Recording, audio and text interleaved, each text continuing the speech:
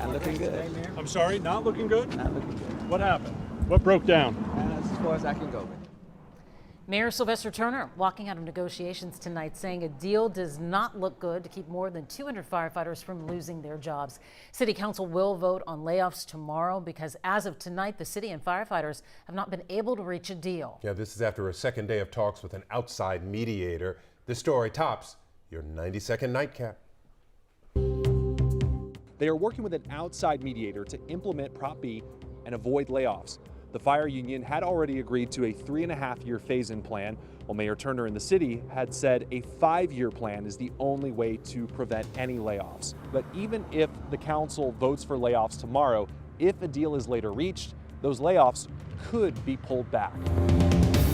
Demeaning, degrading, and humiliating are all ways Cecily Hughes describes a recent encounter with a United Airlines employee. I really don't know what to say because I didn't think in 2019 I would be being called a monkey multiple times. Hughes's legal team, including nationally known attorney Benjamin Crump, is threatening to sue United if the employee isn't fired.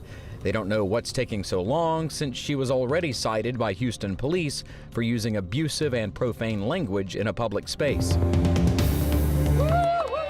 Protesters gathered outside the Supreme Court as justices heard 80 minutes of arguments about the Trump administration's plan to add a citizenship question on the 2020 census. Challengers say the question could lead to millions of people not responding to the census, and that could affect how federal money is allocated and how many representatives each state gets in Congress. It doesn't ask you whether you're in the country legally or illegally. It simply asks, are you a U.S. citizen? The High Court is expected to issue a ruling in June.